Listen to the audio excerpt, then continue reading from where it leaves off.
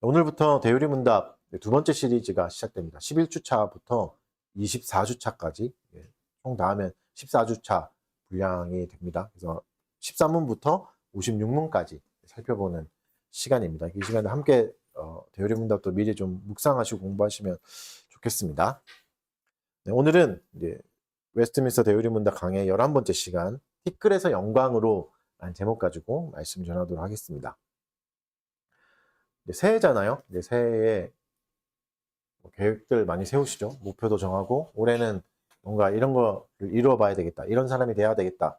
여러 가지 이제 계획을 많이 세우죠. 작년에는 못했던 것들 더 잘해보자는 마음으로 이제 세우지 않습니까? 어떤 계획을 세우셨습니까? 올해는 돈도 좀 더 모아보자. 올해는 또 직장에서 좀 더 승진해보자. 또 올라가보자. 아니면 자녀는 좀 잘 키워봐야 되겠다. 이런저런 생각을 하잖아요. 그러나 이제 잘 아시죠? 이렇게 계획을 또 안 세우시는 분도 있죠. 이제 살아보니까 알게 됐잖아요. 이게 다 소용없구나. 이렇게 해봤자 내 계획대로 되는 게 없다. 그래서 슬픈 얘기지만 올해는 대충 우리의 삶을 예언해 보자면 또 그냥 낭비할 거고 충동 구매 막 이런 거 막 할 거고 직장에서 이리저리 치다가 겨우겨우 그냥 붙어 있다가 가던가 이렇게 가겠죠. 자녀하고도 아웅다웅 하다가 죽이니 살리니 막 이렇게 하다가 한 해가 또 다 가겠죠. 이렇게 지나가 버릴 겁니다. 그래서 우리 인생을 보면 뗏목 같습니다. 바다 한가운데 있는 뗏목 있잖아요. 끝도 보이지 않는 바다. 너무 깊은 바다는 검은색이잖아요. 검은 바다에 떠 있으면 뗏목에 나침판도 없고 방향을 조절할 수도 없는 뗏목에 있는. 그러면 어떻게 되죠? 이제 흘러갈 뿐이죠. 엔진도 없으니까. 내가 방향을 정할 수도 없고 바람이 불면 그냥 정처 없이 그 바람대로 휩쓸려 가는. 그래서 또 밤이 되면 이게 앞으로 가고 있는지 뒤로 가고 있는지도 모르는. 그게 우리의 인생이잖아요. 파도 소리밖에 안 들리는. 이런 상태를 뭐라 그러죠? 표류한다라고 하잖아요. 마치 표류하는 것 같은. 그게 우리의 인생 아니겠습니까? 작년에 한번 생각해 보십시오. 사고가 예고 없이 다가오죠. 관계가 또 갑자기 깨어지기도 하고 몸이 또 갑자기 아프기도 하고 이런저런 일들 앞에 우리가 세웠던 계획들이 허무하게 이제 다 사라져 가잖아요. 휩쓸리는 뗏목처럼 어디로 가는지도 모른 채 인생이 끌려왔습니다. 여기까지 온 거죠. 또 이제 그래도 우리가 아침마다 열심히 또 일어나서 또 열심히 노를 젓고 이제 제대로 가보겠다 이러지만 내가 잘 가고 있나? 이런 생각도 계속 들지 않습니까? 어디로 떠내려갈지도 모르는 불안감도 있습니다. 이러다가 저렇게 떠내려가 버리는 거 아닌가? 내가 잘하고 있나? 방향이 맞나? 큰일 나는 거 아닌가? 이러다가 이런 불안감도 있습니다. 여전히 걱정도 있죠. 한번 생각해 봅시다. 그러면 이런 걱정과 불안함들이 왜 사라지지 않는 걸까? 우리의 열심이 부족해서 그런 걸까? 내가 더 노력해야 되나? 더 나를 믿고 더 열심히 최선을 다해야 되나? 근데 열심히 하잖아요. 다들 열심히 하지 않습니까? 지금 이렇게 추운데도 예배당에 나와서 예배 드릴 정도면 열심히 하고 살아가시는 분들이잖아요. 근데 이런 불안함이 있고 우리가 향방을 모르고 살아가는 것은 결국은 우리의 열심이 부족한 게 아니라 뭔가를 잃어버렸기 때문이겠죠. 방향을 잃어버렸기 때문에 생기는 거 아니겠습니까? 사랑하는 성도 여러분, 우리 인생이 왜 이렇게 불안하고 허무할까? 열심히 사는데 노를 젓는데 왜 이렇게 불안할까? 제자리인 것 같을까? 조금만 바람이 불어도 이렇게 흔들리고 저렇게 흔들려 버리는 거, 처참하게 흔들리는가?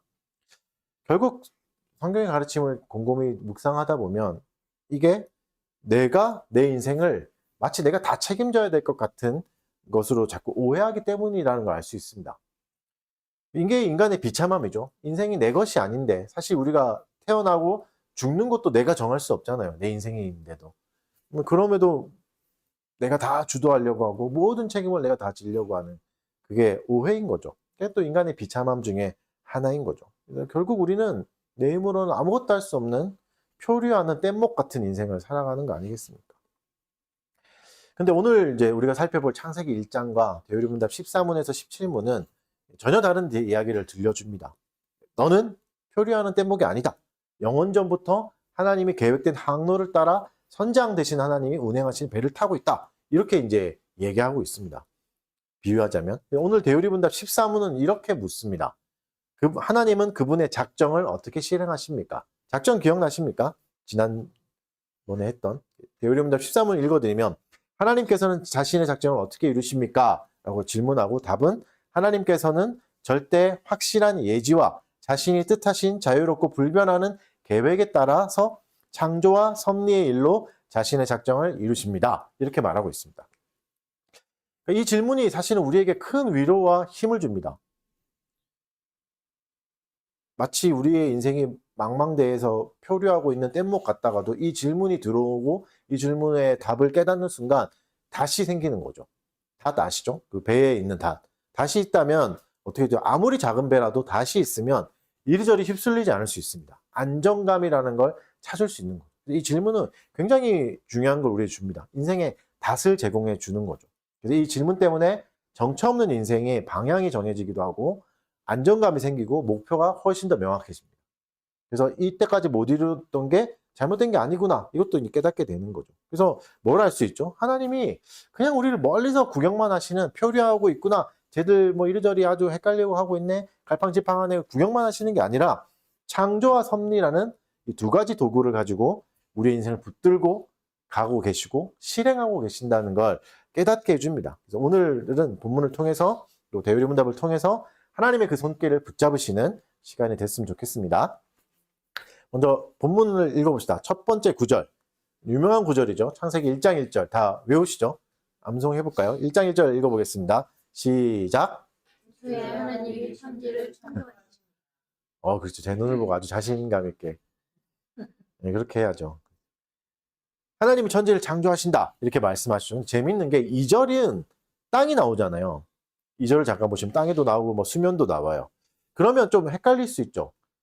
천지를 창조하실 때 아무것도 없는 데서 하나님이 창조하셨다고 했는데 2절을 보면 땅이 있었는데 혼돈하고 있는 뭔가 있었고 물질이 뭔가 있었지 않나? 이렇게 말하고 있죠. 그래서 이 부분에 논쟁도 굉장히 많았습니다. 여기서 이제 이단도 많이 나오고 했던 땅이죠. 그러니까 혼돈 속에 있던 땅이 있었던가? 이렇게 생각할 수 있죠. 근데 이제 1절과 2절이 종속된 구절이라면, 붙어 있는 구절이라면 그런 뜻이 될 수 있습니다. 근데 완전히 독립된 선언이라면 전혀 그렇지 않은 거죠. 마치 이제 1절이 제목 같은 역할을 하고 2절부터 내용이 되면 전혀 다른 내용이 되는 거죠. 그래서 사실은 독립된 선언이에요. 1절과 2절은 종속되어 있지 않습니다. 붙어 있는 게 아니고 1절에서 창조를 선포하시고 창조하셨다. 뭘 창조하셨나를 쭉 보여주시는 거죠. 2절부터. 그렇게 이제 이해하셔야 됩니다. 그래서 1절은 아무것도 없는 상태에서 하나님이 창조를 시작하신 게 맞는 거죠. 그래서 원래 있던 뭐 흙이나 물 같은 재료를 가지고 피조물을 만드신 게 아닙니다. 이게 왜 이렇게 중요하냐면 만약에 하나님이 원래 있던 재료들을 잘 조합해서 혼돈에 있었던 재료들을 이렇게 잘 섞어서 질서를 주시고 잘 융합했다면 뭐 위대한 건축가 이렇게 부를 수도 있겠고 리모델링 업자 이 정도로 부를 수 있겠죠. 그 재료가 있으니까. 그래서 그러면 어떻게 되죠? 재료의 영향을 받으시는 분이 되는 겁니다. 리모델링 업자도 그렇고 위대한 건축가도 그렇고 결국은 재료에 종속됩니다. 재료가 나쁘면 부실 공사를 할 수밖에 없는 거죠. 아무리 뛰어난 건축가라고 해도 재료가 나쁘다면 튼튼한 건물 뭐 이런 게 안 되죠. 하자가 있는 건물이 되잖아요. 그래서 이건 굉장히 중요한 표현입니다. 재료가 더 중요한 영향을 받는 거죠. 그러나 하나님이 그렇지 않다는 거죠. 예를 들어서 한번 생각해 보시죠. 우리의 인생을 한번 생각해 보시면 여러분의 인생은 어떻습니까? 좋은 재료라고 생각되십니까? 흙수저에 뭐 나를 보면 흙수저에 머리도 그렇게 좋은 것 같지도 않고 내 인생이라는 재료는 그렇게 가진 것도 없고 망가진 것 같다. 그러면 하나님이 이런 불량한 재료를 가지고는 어떤 것도 만들지 못하실 것 같다. 이런 생각이 들잖아요. 절망이 되죠. 이런 절망을 하고는 있지는 않으십니까? 만약에 하나님이 진짜 그냥 딱 표현대로 위대한 건축가나 솜씨 좋은 수리공 정도라면 우리는 절망할 수밖에 없습니다. 왜냐면 우리 인생이 박살났으니까, 완전히 박살났고 가진 게 없으니까 이 인생을 가지고 하나님이 뭘 만드실 수 있겠나? 완전히 이렇게 부실한 재료밖에 없는데. 근데 오늘 본문은 분명하게 세상에 아무것도 없을 때 하나님이 창조를 시작하셨다고 말씀하십니다. 어떤 흙도 없었고 물도 없었고 심지어 시간도 없었다. 그러니까 하나님이 누군가가 쓰다가 버린 재료들을 잘 조합해서 재활용하시는 분이 아닌 거죠. 아예 하나님은 어떤 분이죠? 시간도 창조하시고 공간도 창조하시고 그 자체를 아예 처음부터 만들어서 시작하시는 절대적인 창조주십니다. 이 개념이 우리에게 너무나 중요한 거고 너무나 기쁜 소식이죠. 왜죠? 거듭 말씀드리지만 우리의 인생이 너무 불량품 같으니까, 내가 가지고 있는 재료라는 게 불량품 같으니까, 나는 너무 나이 들었고 너무 이제 병들었고 나는 너무 가난해서 안 된다, 이런 재료로 하나님 뭘 하실 수 있나, 너무 늦은 거 아닌가, 이렇게 생각할 수 있잖아요. 근데 오늘 말씀을 보십시오. 하나님이 아무것도 없이 우주를 창조하셨습니다. 재료가 없이도 우주를 창조하셨죠. 그래서 하나님은 그냥 뛰어난 건축업자가 아니에요. 리모델링 업자가 아니죠. 완벽한 무에서 시작하십니다. 아무것도 없는 데서 하나님이 시작하십니다. 그래서 재료가 없어도 못 만드시는 분이 아니라 오히려 누구의 도움도 필요하지 않는 스스로 충만하신 분이잖아요. 그 충만하신 하나님이 아무것도 아닌 무인 우리를 부르신 겁니다. 아무것도 없는. 그래서 이게 우리가 아무것도 없다는 건 오히려 무슨 뜻이죠? 하나님이 우리를 이용하시라는 게 아니라는 겁니다. 우리같이 사람을 불러서 하나님이 뭐가 득될 게 있겠습니까? 오히려 무슨 뜻이죠? 하나님의 그분의 영광에 우리를 초청하신 겁니다. 나의 보잘것없는 인생을 하나님이 불러주신 겁니다. 이 보잘것없고 쓸모없는 인생들, 하나님이 우리를 불러주신 거죠. 근데 이 말은 굉장히 놀라운 말이죠. 무슨 뜻이죠? 내 인생이 지금보다 더 밑바닥으로 박살나기도 하거든요. 할 수 있잖아요. 도저히 더 재활용할 수 없는 쓰레기처럼 더미처럼 될 때도 하나님이, 창조자 하나님이 우리를 부르신다면 우리 인생을 충분히 사용하실 수 있다, 이런 의미가 되는 거죠. 완전히 망가진 것도 충분히 사용하실 수 있다는 거죠. 그래서 하나님은, 여러분, 재료가 필요 없습니다. 재료가 필요 없다는 하나님이 우리에게 너무나 큰 위로가 됩니다. 하나님은 뭐만 하시면 되죠? 말씀만 하시면 됩니다. 말씀만 하시면 새롭게 만들어지고 새로운 출발이 되고 모든 것이 시작되는 거죠. 이게 기독교가 말하는 능력이고 위로입니다. 그래서 대유리문답 15문은 또 이렇게 고백합니다. 15문, 창조의 일은 무엇입니까? 답은, 창조의 일은 하나님께서 태초에 자신의 영광을 위해 권능의 말씀으로 엿새 동안 아무것도 없는 가운데서 모든 것을 만드신 것인데, 만드신 모든 것이 매우 좋았습니다. 여러분, 우리가 재료를 가지고도 뭔가를 만들어도 삐뚤빼뚤해지고 뭔가 이상해지고 에러가 나는데, 하나님은 아무것도 없이 만드셨는데 좋았다라고 하십니다. 하나님의 기준으로 좋았다는 건 굉장히 어렵잖아요. 하나님의 기준으로 좋았다는 건 완벽했다는 겁니다. 우리 인간이 도달할 수 없는 경지인 거죠. 그러니까 아무것도 없는 중에 세상을 지으셨습니다. 무로부터의 창조, 아무것도 없는 것으로 창조. 여러분, 이 교리를 가장 잘 설명했던 사람 중에 한 명이 잘 아시는 이제 사무엘 러더포드입니다. 웨스트민스터 총회에 참여했던 러더포드인데, 그의 책 중에 믿음의 실현과 승리라는 책에서 우리의 존재의 기원을 이렇게 설명합니다. 이렇게 설명해요. 전능성은 아버지요, 무는 어머니라. 하나님은 이 거대한 세계를 어머니인 무의 자궁에서 끌어내셨다. 무슨 뜻인지 이해되시나요? 비유하는 거죠. 우리가 비유하자면 우리의 아버지가 전능하심이지만 우리의 어머니, 나의 출신은 다름 아닌 무다. 아무것도 없는 데서 내가 태어났다. 그러니까 우리가 대단한 혈통이나 엄청난 좋은 유전자를 가지고 태어난 게 아니다, 이렇게 말씀하시는 거죠. 하나님이 존재하라는 명령 때문에 우리가 시작됐고, 만약에 그 존재하라는 명령을 거두시면 우리는 다시 어디로 돌아가는 거죠? 어머니한테 돌아가는 거죠. 어머니인 무, 허무로 다시 돌아가죠. 허무의 시면으로밖에 돌아갈 수밖에 없는 그런 존재다. 이걸 설명하는 겁니다. 여러분, 이걸 아는 게 진짜 겸손입니다. 나는 왜 이렇게 가진 게 없냐? 내 인생은 왜 이렇게 밑바닥인가? 한탄하지 마십시오. 우리는 원래 없었습니다. 원래 무에서 출발한 거죠. 아무것도 없는 데서 출발한 거죠. 하나님은 빈 종이조차 없는 허공의 말씀으로 우주를 그려내시는 분입니다. 종이도 필요하지 않습니다. 물감도 필요하지 않습니다. 말씀이면 충분하십니다. 그래서 여러분, 우리가 철저히 내가 아무것도 아니구나, 내가 무구나, 이거를 인정하는 그 자리는 오히려 하나님이 일하시기 좋은 자리입니다. 아무것도 없는 이건 어디죠? 하나님이 창조를 시작하셨던 출발점입니다. 우주의 시작이 거기였습니다. 그래서 우리의 인생이 그렇다는 건 하나님이 일하실 수 있는 가장 완벽한 타이밍이다, 재료가 됐다는 거죠. 그럼 하나님 만드신 세상은 처음부터 완전했나? 2절도 읽어봅시다. 땅이 말하는 것들 2절 같이 읽겠습니다. 시작. 공허하며 흑암이 깊음 위에 있고 하나님의 영은 수면 위에 운행하시다. 하나님이 만드신 세상에 뭐가 있다고 하죠? 혼돈과 공허가 있었다, 이렇게 말하죠. 여기서 이제 이 구절을 설명하는 유명한 이단 중에 스코필드 성경이라고 있어요. 여러분 이제 잘 모르시겠죠? 1900년대 초에 나왔던 스코필드 성경인데 굉장히 센세이션한 책이었어요. 왜냐하면 성경이 있는데 그 밑에 주석이 달린, 요즘에는 그런 거 많이 나오잖아요. 그걸 거의 최초로 시도했던 게 스코필드 주석 성경입니다. 근데 이 성경이 이제 그 해설이 어떻게 나와 있냐면 2절을 이제 이 혼돈이 마귀가 심판받아서 파괴된 상태. 1절과 2절에 엄청난 전쟁이 있었다. 영적 전쟁이 있었다는 거죠. 혹시 이런 얘기 옛날에라도 들어보신 적 있습니까? 그렇다면 이상한 교회를 다니셨던 거예요. 왜냐면 원문을 보면 그렇지 않거든요. 1절과 2절에 갭 이론이라고 하는데 엄청난 갭이 있었다고 본다면 원문은 그렇지 않아요. 원문을 해석하면 이 혼돈이 뭐 파괴된 폐허가 아니라 어떤 의미냐면 아직 모양이 잡히지 않은 원재료라는 뜻입니다. 아직 재료가 있었는데 하나님 재료를 만드셨는데 모양이 잡히지 않았다. 그리고 공허는 아직 채워지지 않은 빈 공간. 그러니까 뭔가 있었는데 파괴돼서 망가진 게 아니라 아예 그냥 초창기 상태. 예를 들면 이런 거죠. 도자기를 만든 도예가가 흙덩이를 자기 책상에 탁 올려놓으면 흙덩이는 지금 어떤 상태죠?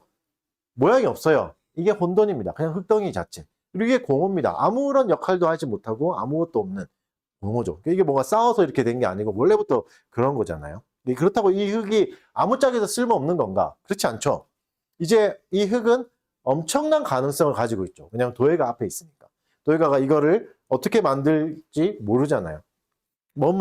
뭐든지 만들 수 있죠. 그러면 이제 충만한 가능성이 있는 상태죠. 이런 세상이었다는 거죠. 세상이 이런 상태였다. 지금 하나님의 원물을 만드시고 가장 충만한, 가장 가능성 있는 상태가 있던 게 공허와 혼돈이었다. 이렇게 말하는 거죠. 그 증거가 뭐죠? 2절 하반절에 나옵니다. 하나님의 영은 수면 위에 운행하시니라. 하나님의 영은 운행하신다. 수면 위에 운행하신다. 운행하신다는 뜻은 히브리어 언어로 보면 언제 쓰냐면 이제 어미새가 알을 깨기 위해서 날개를 펴고 이렇게 품고 있을 때 그 쓰는 단어예요. 운행하신다는 거. 그러니까 무슨 말이죠? 칠흑 같은 혼돈이 있고 공허가 있는 그곳에 하나님의 성령 하나님께서 새처럼 어미새처럼 따뜻하게 감싸 안아서 혼돈과 공허를 안고 계신다는 뜻이죠. 무엇을 위해서? 생명을 위해서. 생명이 이제 곧 터져 나올 거니까 그걸 안고 계시는 거죠. 이 시간은 무서운 혼돈과 공허가 아니라 어떤 장면이죠? 우주 역사상 가장 설레는 생명의 잉태의 순간입니다. 생명이 태어나기 직전의 순간. 아주 기대가 있고 기쁜 상태죠. 사랑하는 성도 여러분, 여러분의 인생이 어떻습니까? 뒤죽박죽이고 앞이 보이지 않습니까? 내 인생은 혼돈 그 자체야. 그렇게 생각하십니까? 그렇다면 여러분, 오늘 만문에 빗대서 생각해 보면 그건 징계도 아니고 벌도 아닙니다. 하나님이 여러분을 버리신 것도 아닙니다. 지금 어떤 상태인 거죠? 하나님의 책상 위에 진흙이 되어서 우리가 올라가 있는 겁니다. 성령께서 여러분의 혼돈스러운 현실도 품고 계시는 거죠. 그러면 어떻게 되겠죠? 이제 하나님의 말씀이 곧 떨어지겠죠. 빛이 있으라. 이런 순간 그 혼돈은 깨지고 공허는 사라지고 빛이 되는 겁니다. 빛이 탄생하는 겁니다. 가장 아름다운 질서로, 가장 아름다운 세상으로 바뀌고 빚어질 겁니다. 그것을 얘기하시는 겁니다. 그래서 여러분, 우리가 늘 강해지기를 원하잖아요. 그래서 올해도 그런 생각 하시죠? 작심삼일 안 하겠다. 벌써 며칠이죠? 작심삼일 안 하겠다. 이번에는 유혹에 넘어가지 않고 내가 내 인생을 멋지게 통제해보겠다. 거짓말하지 않겠다. 성실하게 살아보겠다. 뭐 이렇게 해보잖아요. 근데 뭐가 필요하죠? 내 의지가 더 세지면, 지혜가 더 많아지면, 남들 보기에도 좀 괜찮은 그리스도인으로 살 수 있지 않을까? 이렇게 생각합니다. 근데 오늘 대요리문답 16문을 보면 이런 자신감을 여지없이 무너뜨리는 힌트가 하나 나옵니다. 16문 제가 읽어드릴게요. 하나님께서는 천사들을 어떻게 창조하셨습니까? 답은 하나님께서는 모든 천사를 영으로 죽지 않은 존재로 거룩하게 지으시되 그들에게 탁월한 지식과 강한 힘을 주셔서 하나님의 명령을 수행하고 하나님의 이름을 찬양하도록 하셨습니다. 여기까지 보면 엄청 대단하죠. 천사의 힘이 나에게 필요하구나. 그러나 뒷구절이 있어요. 그러나 변할 수도 있게 하셨습니다. 라고 합니다. 생각해 보십시오. 우리가 마귀, 사탄이라는 존재가 순결한 천사들이 타락해서 된 거잖아요. 마귀가 된 거죠. 그러면 그들은 왜 타락했을까? 왜 마귀가 됐을까? 생각해 보면 우리보다 지혜가 모자라서 그런가? 인간보다 몸이 약해서 병에 걸려서 그런가? 그렇지 않다는 게 나오죠. 불멸의 지식이 있었고 탁월한 힘이 있었고 피조물 중에는 가장 완벽에 가까운, 성경에 보면 하늘의 별 같다 이렇게 표현하기도 합니다. 천사들을. 근데 그들이 어떻게 됐죠? 처참하게 추락했습니다. 처참하게 타락했어요. 왜죠? 힌트가 나오죠. 16문에.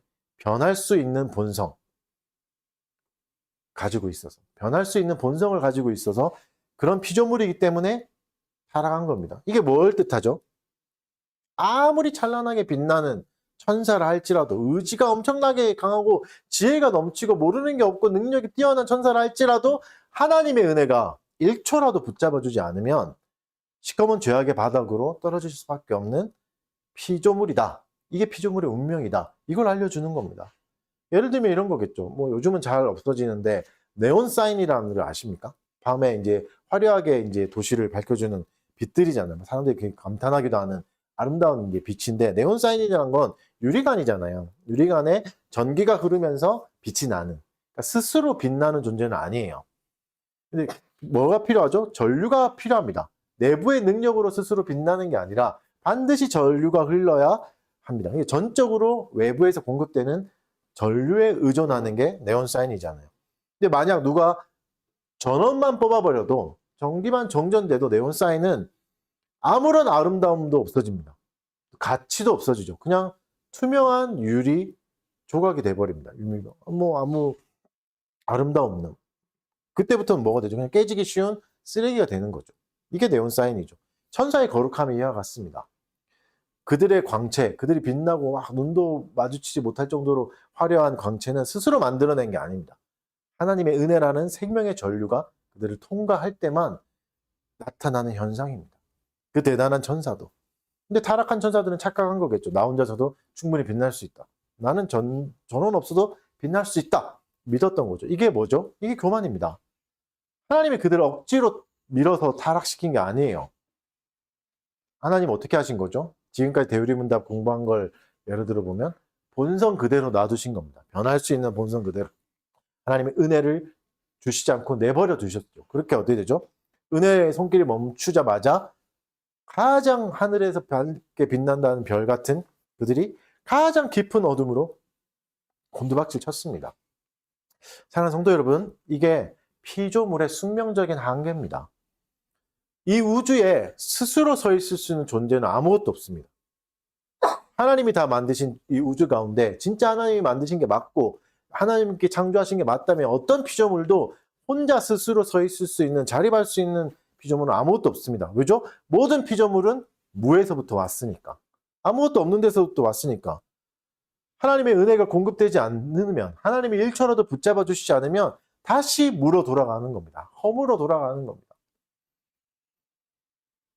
그런데 여러분, 내 전신이 죄로 인해서 부패해서 하나님과 완전히 끊어진 내 존재가 어떻게 내 결단으로, 내 결심으로 올해는 거룩하게 한번 살아보겠다, 올해는 제대로 살아보겠다고 장담할 수 있겠습니까?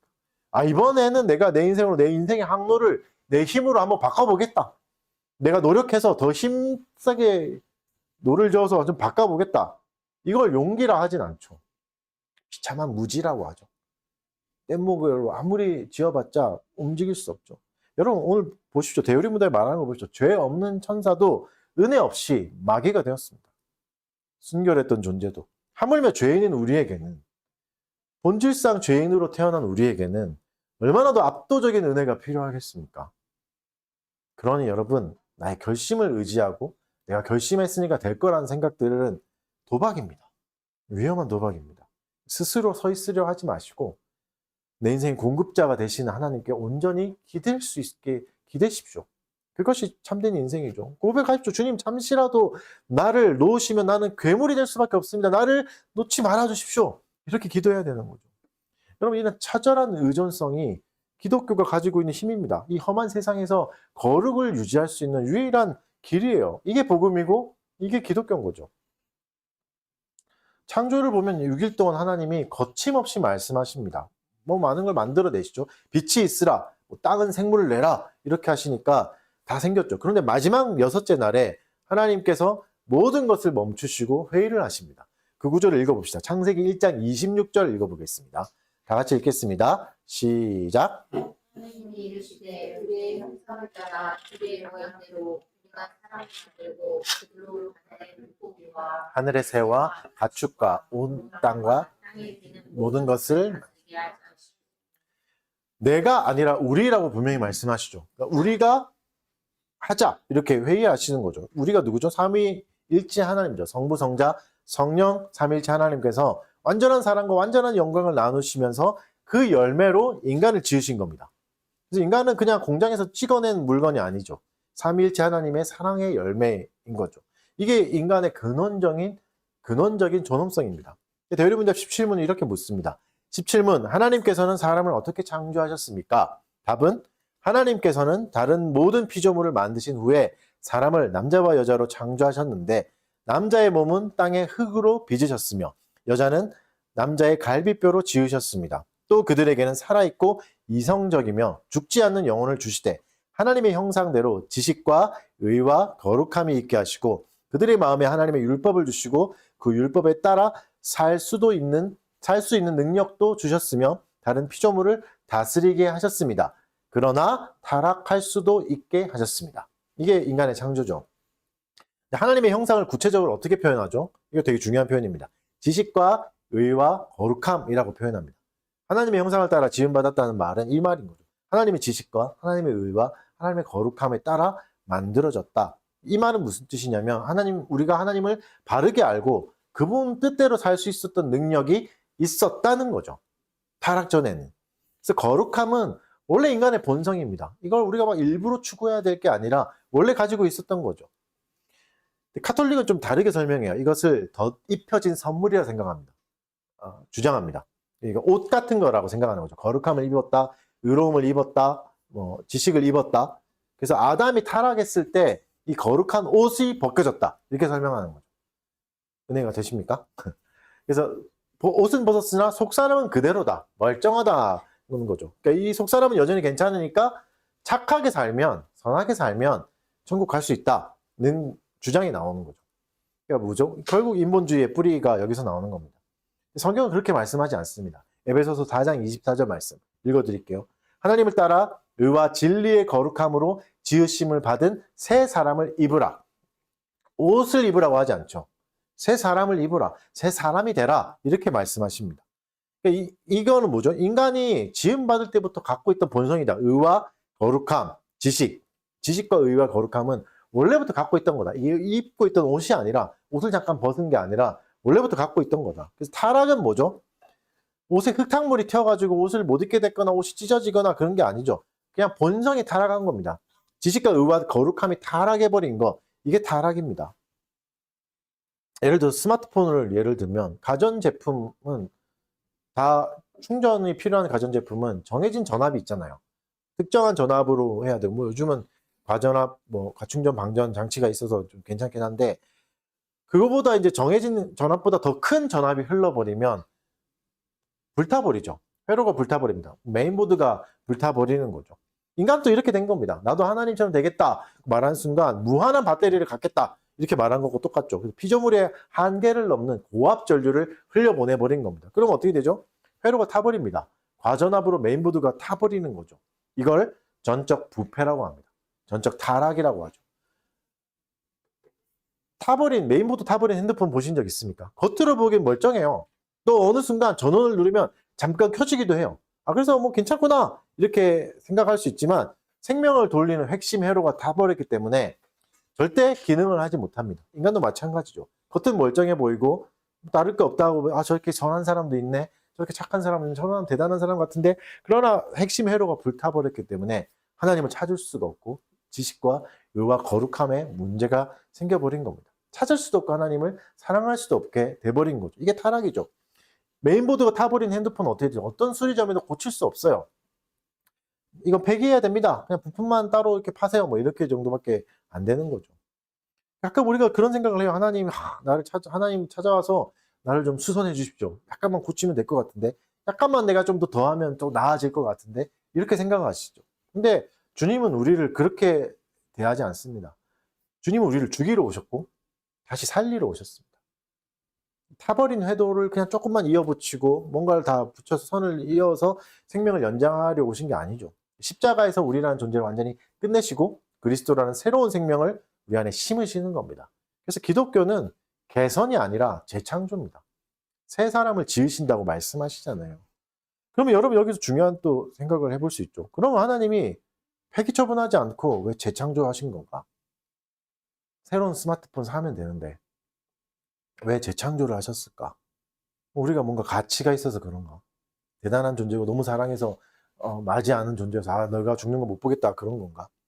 그렇지는 않죠. 하나님 우리를 재창조하실 때 뭐가 오히려 더 빛나죠? 하나님의 영광을 가장 찬란하게 보여줄 수 있습니다. 가장 찬란하게. 타버린 메인보드를 그냥 쓰레기통에 넣는 냉정한 수리공이 아니고 동시에 막 우리가 없으면 큰일 나는 뭐 쩔쩔매는 약한 아버지도 아니죠.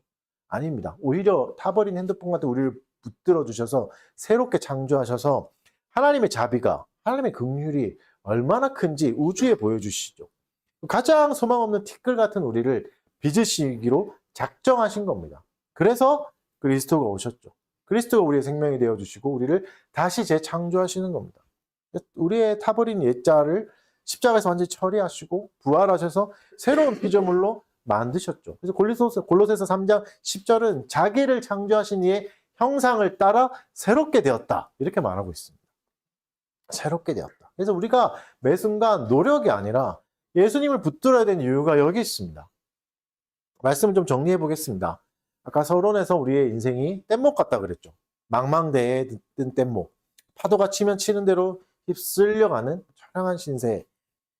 오늘 본문과 대요리 문답은 다른 얘기를 합니다. 너는 우연의 바다에 던져진 난민이 아니다. 너는 영원 전부터 계획된 하나님의 창조와 섭리라는 거대한 손바닥 위에 있다.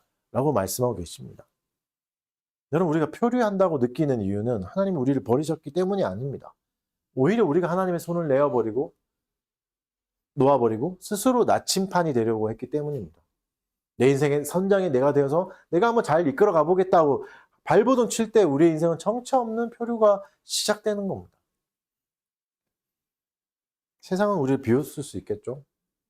별 볼 일 없는 티끌이다. 네가 가진 게 뭐가 있냐? 실패한 인생이다. 이렇게 낙인 찍을 수 있습니다. 하지만 기억하십시오. 하나님은 아무것도 없는 무에서 온 우주를 그려내신 분입니다. 내 인생이 더 텅텅 비어있고 혼돈 그 자체입니다. 그러면 오히려 감사하십시오. 그때가 하나님이 우리의 영을 어미새처럼 품고 새 일을 시작하실 때이기 때문입니다.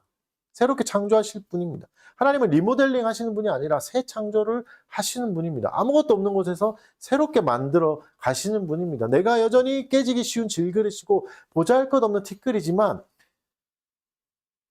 마치 어떤 천사도 추락하듯이 천사도 은혜 없이는 한순간 서 있을 수 없는 것처럼 그렇게 보잘것없는 존재이지만 이 질그릇 안에 하나님이 뭘 담아 놓으셨다고 말씀하시죠? 그리스도를 담아 놓으셨다고 말씀하십니다. 그래서 뗏목처럼 흔들리는 인생이 아니라 십자가에서 자기를 찢으신 그리스도께서 내 인생의 키를 쥐고 계신다라고 말씀하고 계십니다. 이게 기독교입니다. 그래서 여러분 내 스스로 정죄가 될 때 나는 왜 이 모양인가? 나는 왜 아무것도 못하나 할 때 가슴에 손을 얹고 이렇게 말씀하시죠. 나는 티끌이다. 그러나 하나님의 영광을 담은 질그릇이다. 내 능력은 아무것도 없으나 하나님이 나의 전부가 되신다. 이렇게 고백하실 수 있어야 됩니다. 여러분 우리는 여전히 그렇게 흔들리는 뗏목을 타고 있는 인생같이 살아갈 겁니다. 올 한 해도 흔들리고 괴롭겠죠. 그러나 기억하십시오. 우리는 본향으로 향하고 있는 하나님의 배를 타고 있는 겁니다. 풍랑은 일 겁니다. 풍랑은 일고 이리저리 흔들릴 수 있지만 배는 절대 뒤집히지 않습니다.